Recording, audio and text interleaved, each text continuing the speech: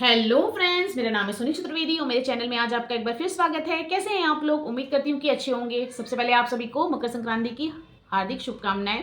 बहुत ज़्यादा ठंड पड़ रही है, गलन वाली ठंडी होती है ना, वो हो रही है।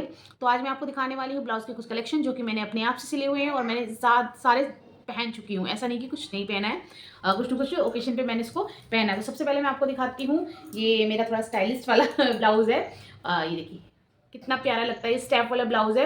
आगे से मैंने इसको चोली कट दिया है। वो इसलिए दिया है क्योंकि मैं आगे से ऐसे प्लेन वाला पहनना पसंद नहीं करती हूँ, क्योंकि बोलते हैं ना हैवी शरीर है तो फिर थोड़ा अच्छा भी नहीं लगता है। वो ऐसे सपाट सा दिखता है ना, तो मुझे बिल्कुल पसंद नहीं आता है। तो वो उसको कवर करने के लिए इस तरीके से मैं ये चोली कट वाला ब्लाउज बनाती हूँ आगे से। ऐसा आपको बहुत ही कम देखने को मिलेगा। एक्चुअल में क्या, सब जगह आपको नॉर्मल 4 टक्स वाले तो मिल जाएंगे और ये पैटर्न के साथ, फिर उसके अंदर आपको पैड लगाना पड़ता है, जो कि बजट थोड़ा बिगड़ जाता है अगर आप ब्लाउज बाहर से ला रहे हैं। रेडीमेड ला रहे हैं तो भी कितनी बार अच्छा लुक नहीं आता है। बहुत ज़्यादा पता चला आप हैवी है और उसके हिसाब से वो पैड नहीं है, तो फिर और रेडीमेड का पैड वैसे भी बहुत हल्का ही, जो पफ बोलते हैं, जो भी कप्स बोलते हैं, जो भी है वो बहुत लोअर क्वालिटी वाला होता है। तो ये कुछ इस तरीके से मैंने इसका ब्लाउज सिला है। ये जो फैब्रिक है ये है उसका ऑर्गेन्जा का, और इसका मैंने जो साड़ी है वो रामा ग्रीन कलर में है बनाया है। और ये ब्लाउज इस तरीके से बनाया, पहनने में बहुत प्यारा लगता है। साइड में मैं आपको पिक भी दिखा रही हूँ। मैंने इसको करवा चौथ पे पहना था। सिले तो सारे ब्लाउज पिछले साल के हैं, लेकिन मैं वीडियोस नहीं बनाती थी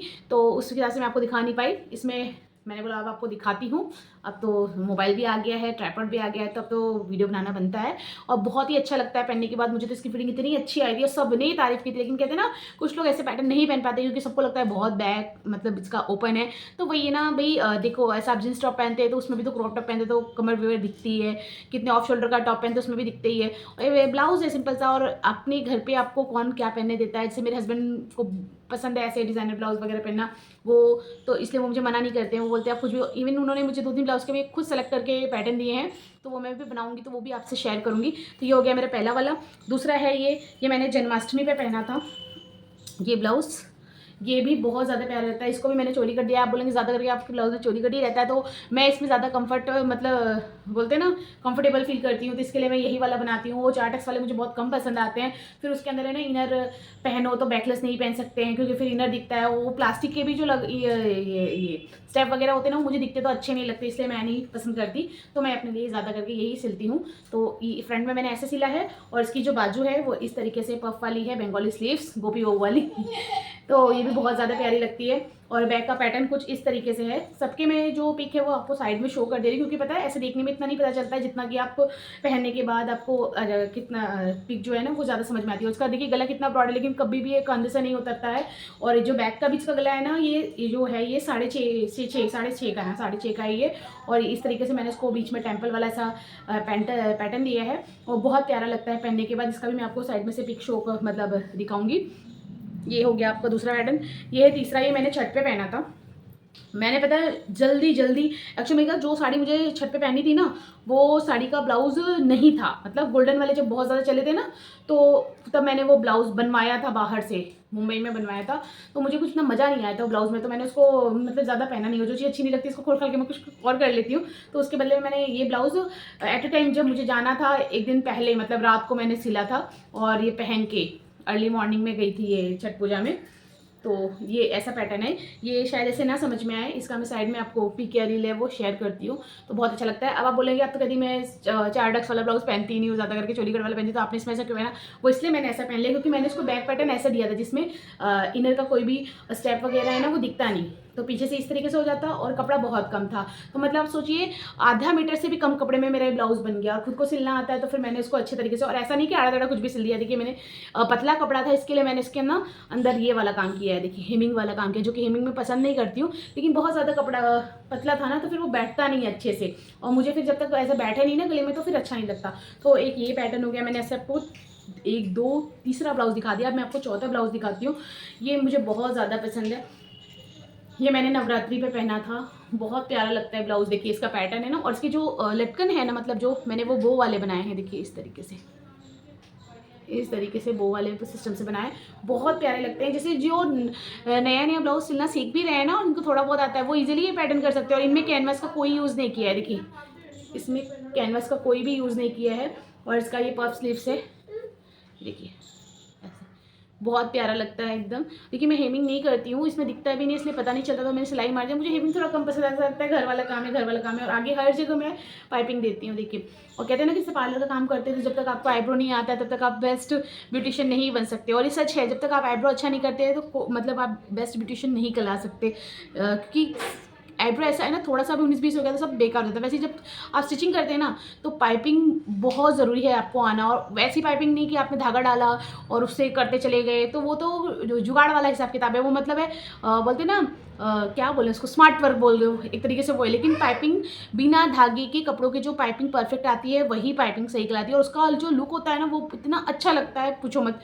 तो कुछ इस तरीके का ये पैटर्न था। देखिए ये पीछे का था और ये फ्रंट का, और एक ये है, ये मैंने सिला था। मैं एक बहुत पुराना लहंगा मेरे पास रखा था, मुझे किसी ने दिया था, तो उसका जो ब्लाउज़ है ना वो मुझे समझ में नहीं आया था कलर। तो इस तरीके से इसको मैंने पहना था करवा चौथ पे रात के टाइम पे। इसको मैंने रात के टाइम पे पहना था, मतलब जो स्टार्टिंग में मैंने आपको ब्लाउज़ दिखाया ना वो मैंने इवनिंग में पहना था ये कथा के टाइम पे, और ये रात को जब पूजा करते हैं ना, रात वाली चांद की पूजा, तब मैंने पहना था। इसको भी फ्रंट से मैंने चोली कट किया था, और बैक साइड मैंने इसको इस तरीके से बनाया था। ये पैटर्न देखिए बहुत प्यारा लगता है, इतना अच्छा लग रहा था पहनने के बाद में। और इस पर जो लेस है ना वो गोटे पट्टी वाली मैंने लगाई है, बहुत मुश्किल से मुझे लेस मिली थी, मेरे को ऐसा चाहिए था। मैंने ये जो लेस है ना मैंने रेडीमेड किसी साड़ी में देखा था, लेकिन ऐसा मिल नहीं रहा था मुझे। और फिर जब मैंने ढूंढा तो कलर थोड़ा सा 19-20 है, लेकिन वही ना कि काम आ जा रहा था, क्योंकि जो लहंगा मैंने इसको सिना था वो एक ही टाइम में पहनूंगी, अब मैं दोबारा उसको पहनने वाली नहीं हूँ, क्योंकि बस हो गया। वो पुराने थोड़ा ये था ना, पुराने ज़माने का भी है, लेकिन कलर्स का इतना अच्छा प्यारा लग रहा था ना कि मुझे पहनने का मन ही था। तो मैंने बोला चलो खुद को ही सिलना है, तो मैंने उसको सिल भी लिया और पहन भी लिया, और विश्वास मानिए बहुत अच्छा लग रहा था। साइड में उसकी पिक दिखा रही हूँ। और अगर आपको ये वीडियो अच्छा लगता है ना, और जो मेरे चैनल पे नए हैं, प्लीज़ वीडियो देखते देखते चैनल को सब्सक्राइब जरूर कर लेना, ठीक है, और कमेंट और लाइक भी कर लेना। तो कुछ ये ऐसा ब्लाउज़ का एक ये भी रहा पैटर्न, और एक ये है, ये भी मैंने नवरात्रि पे पहना था, इतना प्यारा लग रहा था। जिसने देखी थी इसकी तारीफ की थी। ये हार्ट शेप का पैटर्न मैंने किया था, साइड में मैं इसकी पिक दिखा रही हूँ। बैक से ऐसा है, फ्रंट से एज यूजुअल जैसा मैं आपको बताती हूँ चोली कट वो वाला मैंने किया है, और बैक से मैंने इस तरीके से किया है। और इसका बाजू मैंने छोटी बनाई, छोटी बाजू मैंने इसलिए बनाई है क्योंकि इसका कपड़ा बहुत ज़्यादा कम था इसी में। और पता है सबसे बड़ी बात क्या होती है चोली कट ब्लाउज़ की, अगर कम कपड़ा भी होता है ना तो उसमें ये क्या छोटे छोटे टुकड़े कट होते हैं, मेहनत लगती है, पेपर पे पहले कटिंग करना पड़ेगा, जैसे आप फर्स्ट टाइम किसी का सिल रहे हो तो, और आप खुद का सिल रहे हो तो आप फर्मा बना के रख लेते हो तो कोई दिक्कत होती ही नहीं है। तो ये आप फर्स्ट टाइम सिल रहे हो तो ही आपको किसी का बनाना पड़ेगा चोली कट का फर्मा, अगर आप खुद का सिल रहे हो या कोई आपका परमानेंट कस्टमर है तो उसका फर्मा काट के रख लो। तो कम कपड़ा भी होता है ना तो उसके अंदर से छोटे छोटे पीस जो है ना फ्रंट के वो अलग अलग होकर निकल जाते हैं, सिर्फ बैक का जो होता है ना वही बड़ा निकलता है। अगर मान लो बैक में भी पैटर्न करना है तो वो भी आप छोटा छोटा निकाल सकते हो, तो उससे क्या बहुत कम कपड़े में अच्छे से आपका ब्लाउज बन जाता है। और मार्जिन रखना है वो आपकी इच्छा है, कम मार्जिन, कम कपड़ा है तो कम मार्जिन रखो, रखो ही मत। मैं तो कहती हूँ कितना चलता है ब्लाउज यार, सब लोग आजकल नए नए साड़ी पे नए नए ब्लाउज पहनते हैं। तो इस तरीके से ये भी पैटर्न बहुत प्यारा लगता है। साइड में मैंने इसकी पिक दिखा दी है, ब्लैक पे ब्लैक थोड़ा कम समझ में आ रहा है अंदर से देखने में, लेकिन अभी पहना हुआ देखेंगे ना तो आपको बहुत अच्छे से समझ में आ जाएगा।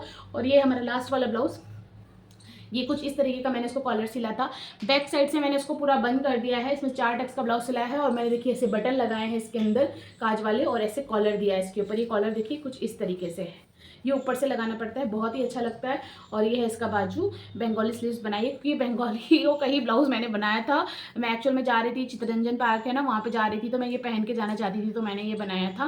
कहते हैं एशिया का बहुत बड़ा वाला वहाँ पे लगता है, तो बात तो पुरानी हो गई, पिछले ही साल समझ लो, लेकिन अब वही है ना कि मैं उस समय दिखा नहीं पाई थी आपको ब्लाउज के पैटर्न, तो इस समय दिखा रही हूँ। फ्रंट से कुछ ऐसा है और बैक से देखिए कुछ इस तरीके से। ये पूरा हैंड पेंटेड है, मैंने अपने हाथों से किया है, इसका मैंने रील भी शेयर की थी, और ये फ्रिल से मैंने पूरा ये किया है। हम चाहे तो इसको ऊपर से निकाल भी सकते हैं, देखिए मैंने, क्योंकि इसको बनाने के बाद मैंने इसको अटैच किया है इसके ऊपर, देखिए इस तरीके से ये सिलाई मार के, तो ये निकल जाएगी। और मैं इसको निकाल भी दूंगी, क्योंकि हर बार एक ही पैटर्न नहीं पहनूंगी मैं। तो आप भी नेक्स्ट ईयर के लिए, मतलब 2024 में आप आ गए हैं, 2024 में भी आप भी इसे ट्राई कर सकते हैं, बहुत ही अच्छा लगता है और पहनने में भी सुंदर लगता है। और ये सब ना एवरग्रीन है, ऐसा नहीं कि इनका फैशन चला जाएगा, ये घूम फिर के सब वही आते रहते जाते रहते हैं। जैसे वेलवेट एक समय पे बहुत ज़्यादा चल रहा था, फिर कम हो गया, फिर देखो वापस से आ गया ना। और वेलवेट आजकल जितना ट्रेंड में कर रहा है ना, मैं पहले ही बहुत सारा पहन चुकी हूँ। मेरे पास फैब्रिक भी ऐसी पड़े हैं जिनको मैंने नहीं सिलाया, कुछ मैं आपको सिल के भी दिखाऊंगी।